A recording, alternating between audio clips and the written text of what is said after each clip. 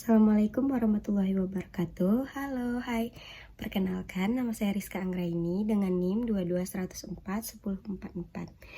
Jadi, pada video kali ini saya akan menjelaskan sedikit tentang materi pemusatan data dalam mata kuliah statistika yang diampu oleh Ibu Yanuarti Petrika, SGZ MPH. Saya mohon maaf bila penjelasan saya nanti masih terdapat kekurangan atau kekeliruan dalam menjelaskan. Saya harap semoga teman-teman yang menonton ini bisa mendapatkan sedikit ilmu dari apa yang saya jelaskan. Terima kasih. Wassalamualaikum warahmatullahi wabarakatuh. Pemusatan data. Apa sih itu pemusatan data? Pemusatan data adalah suatu nilai tunggal yang mewakili suatu kumpulan data dan menunjukkan kecenderungan dari data untuk berpusat pada nilai tertentu. Lalu, pemusatan data bertujuan menyederhanakan data untuk mempermudah peneliti membuat interpretasi dan mengambil suatu kesimpulan. Nah, untuk datanya sendiri terbagi menjadi dua, yaitu ungrouped dan grouped. Untuk ungrouped adalah jenis data yang belum dikelompokkan, sedangkan grouped adalah jenis data yang sudah dikelompokkan. Lalu, untuk pemusatan data terbagi menjadi 3 bagian, yaitu yang pertama ada mean, yang kedua median, dan yang ketiga modus. Yang pertama, di sini kita akan membahas tentang mean. Mean atau biasa disebut dengan rata hitung adalah jumlah dari sekumpulan data dibagi dengan banyaknya data. Mean ini dilambangkan dengan simbol X bar. Mean terbagi menjadi dua rumus, yaitu untuk data tidak berkelompok dan data berkelompok. Untuk data tunggal atau data tidak berkelompok, biasanya data ini belum tersusun ke dalam kelas-kelas interval. Perhitungan frekuensinya biasanya data mewakili setiap data secara tunggal. Misalkan X1, X2, X3, X jumlah data adalah data yang dikumpulkan dari suatu sampel atau populasi. Maka rata hitungnya disimbolkan dengan X dan rata-rata populasi disimpulkan dengan rumus berikut. Rumusnya yaitu X bar sama dengan X1 ditambah X2 ditambah X3 ditambah hingga Xn dibagi N sama dengan stigma I dibagi N. Untuk keterangannya, X bar adalah rata-rata, N adalah jumlah data, sedangkan stigma I adalah jumlah data, yaitu dari data ke 1 hingga data ke N. Selanjutnya, untuk mean yang data berkelompok, seperti yang telah dijelaskan sebelumnya, data berkelompok adalah data yang telah digolongkan di dalam tabel distribusi frekuensi. Data ini tentunya disajikan dalam bentuk tabel yang terdiri dari 2 kolom. Kolom pertama berisi kategori atau kelompok data, sedangkan kolom kedua biasanya berisi frekuensi atau jumlah anggota. Dalam analisis statistika, data kelompok sering digunakan untuk membuat tabel distribusi frekuensi atau grafik. Untuk rumusnya yaitu X bar sama dengan stigma Fi dikali Xi dibagi stigma Fi. Keterangannya, X bar adalah rata-rata, Xi adalah titik tengah interval kelas, Fi adalah frekuensi kelas, dan stigma adalah jumlah. Setelah mempelajari rumus yang tadi, kita terapkan ke dalam contoh soal. Yang pertama, ada contoh soal untuk data tak berkelompok.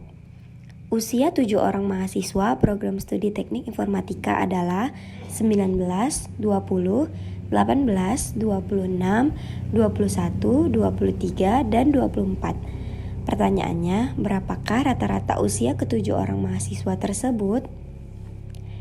X bar sama dengan, kita urutkan dengan data-data yang ada, dari terkecil hingga terbesar lalu dijumlahkan, yaitu 18 ditambah 19 ditambah 20 ditambah 21 ditambah 23 ditambah 24 dan ditambah 26 dibagi 7. 7 adalah banyaknya data. Hasilnya adalah 21,57. Jadi rata-rata usia ketujuh orang mahasiswa adalah 21,57. Lanjut ke contoh soal nomor 2 yaitu soal data berkelompok, yang dimana ada data berat badan dari 50 siswa disajikan pada tabel berikut ini. Setelah melihat tabel, lakukan langkah selanjutnya, yaitu membuat tabel untuk XI dan XI dikali FI. XI seperti yang tadi adalah nilai tengah dari kelas interval. Jika setiap XI dan XI dikali FI pada kelas interval telah dicari, maka kita tinggal memasukkan seluruh data-data yang kita dapat ke dalam rumus. Dari hasil pencarian pada tabel, kita memperoleh data stigma FI berjumlah 50 dan stigma XI dikali FI berjumlah 3160. Lalu kita masukkan ke dalam rumus, yaitu X bar sama dengan 3160 dibagi 50. Jadi hasilnya yaitu 63,2 kg. Jadi rata-rata berat badan pada siswa yaitu 63,2 kg. Setelah mempelajari MEAN, kita masuk pada bagian kedua di pemusatan data, yaitu median. Berbeda halnya dengan MEAN, median ini letaknya persis berada di tengah jika suatu data diurutkan dari nilai terkecil, terendah, sampai terbesar, atau tertinggi, atau sebaliknya. Akan tetapi, bila ada dua angka di tengah, maka median adalah rata-rata dari dua angka tersebut. Median ini juga menggunakan dua jenis data sama halnya dengan MEAN, yaitu data berkelompok dan data tak berkelompok. Kita langsung masuk saja ya pada bagian rumus dan contoh soalnya. Nah, yang pertama untuk data tunggal. Tentukanlah median dari data sebagai berikut. Ada data dengan angka 29, 19, 21, 52, 91, 50, 82, 65, 53, 84, 51, 90, dan 93. Cara mengerjakannya, pertama kita mengurutkan dari data terkecil hingga data terbesar. Setelah diurutkan, kita menghitung jumlah data dari data di atas, yaitu ada 13. Jadi, data 13 berarti ganjil, maka mediannya dari data ke-13 ditambah 1 dibagi 2. Jadi, 14 dibagi 2 sama dengan 7, yaitu bilangan ke-7 adalah angka 53. Jadi, dapat ditemukan bahwa median dari data tunggal di atas adalah bilangan 53. Atau kita bisa juga menggunakan cara cepat, yaitu pertama, kita bisa menghitung jumlah data yang ada. Misalnya, ditemukan sebanyak 13 data ganjil. Artinya, data yang tengah yaitu sebagai median. Bila data tersebut genap, contohnya 14, maka data yang berada di tengah antara 7 dan 8 akan dijumlahkan dan dibagi 2. Itulah hasil dari median tersebut. Selanjutnya kita beralih ke data berkelompok. Di sini terdapat rumus untuk mengerjakan data berkelompok. Rumusnya sebagai berikut. ME atau median sama dengan TB ditambah buka kurung 1/2N dikurang FKK dibagi FK tutup kurung dikali 1. TB sendiri adalah batas bawah kelas median. N adalah banyaknya data. FKK adalah frekuensi kumulatif sebelum kelas median. FK adalah frekuensi kelas median. L sama dengan panjang atau interval dari kelas median. Agar kita lebih memahami rumus dari median, kita akan menerapkannya ke dalam contoh soal berikut ini.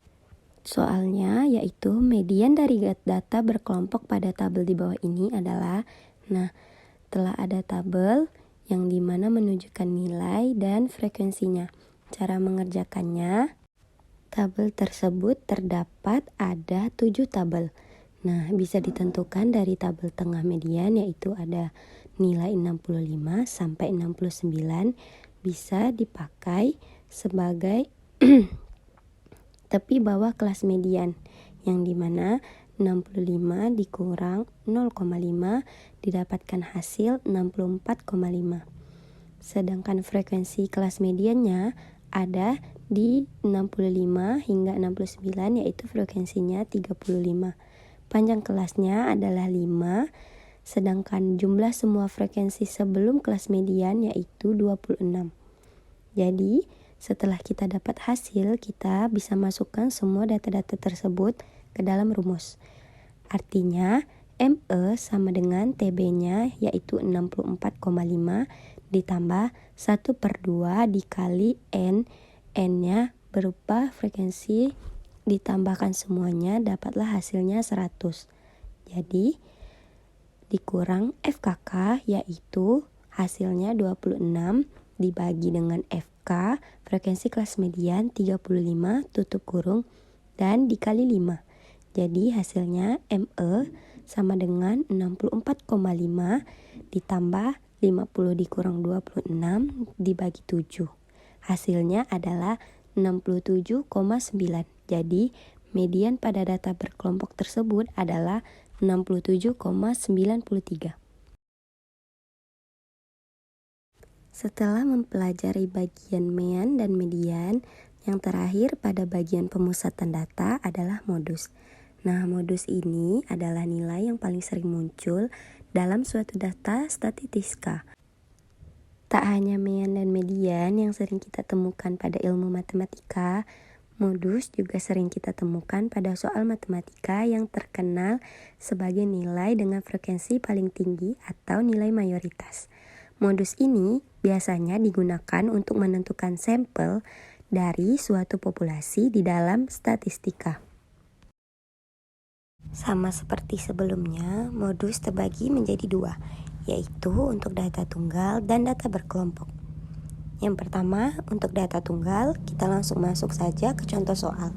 Di sini ada data 1, 3, 4, 4, 5, 5, 5, 6, 6, dan 7. Jadi mencari modusnya adalah mencari data yang frekuensinya paling banyak. Nah, di sini bisa kita lihat ada angka 5 yang datanya sebanyak 3 kali. Jadi modus pada contoh soal untuk data tunggal yaitu adalah 5. Dan pembahasan yang terakhir adalah modus untuk data berkelompok.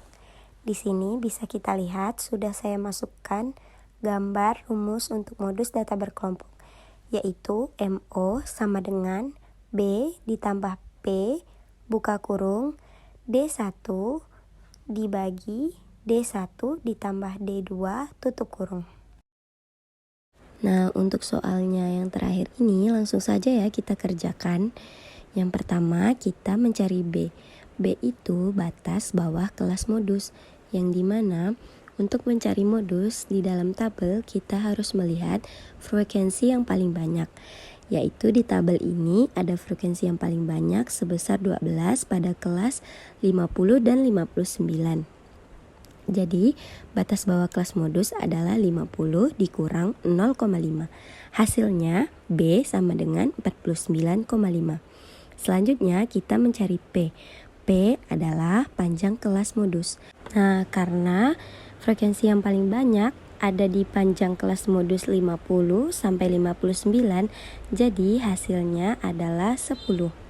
Selanjutnya kita mencari D1. D1 adalah frekuensi kelas modus dikurangi frekuensi sebelumnya. Frekuensi pada kelas 50 hingga 59 adalah 12. Di atasnya adalah 8, jadi 12 dikurang 8 sama dengan 4. Selanjutnya kita mencari D2, yaitu frekuensi kelas modus dikurangi dengan frekuensi berikutnya. 12 berikutnya ada frekuensi 9, jadi 12 dikurang 9 sama dengan 3. Setelah mendapat data pada rumus B, P, D1 dan D2, tinggal kita masukkan semuanya kepada rumus modus data berkelompok, yaitu MO sama dengan B adalah 49,5 ditambah P adalah 10 buka kurung, D1 hasilnya 4 dibagi D1 lagi hasilnya 4 ditambah D2 yaitu 3. Lalu MO sama dengan 49,5 ditambah 10 buka kurung, 4/7 tutup kurung. MO hasilnya setelah ditotalkan semuanya adalah 55,2. Jadi modus pada data tabel kelompok tersebut adalah 55,2. Itu tadi penjelasan sedikit dari saya tentang pemusatan data. Mohon maaf bila ada kekeliruan, semoga apa yang saya sampaikan bisa menjadi bermanfaat. Sekian dari saya, wassalamualaikum warahmatullahi wabarakatuh.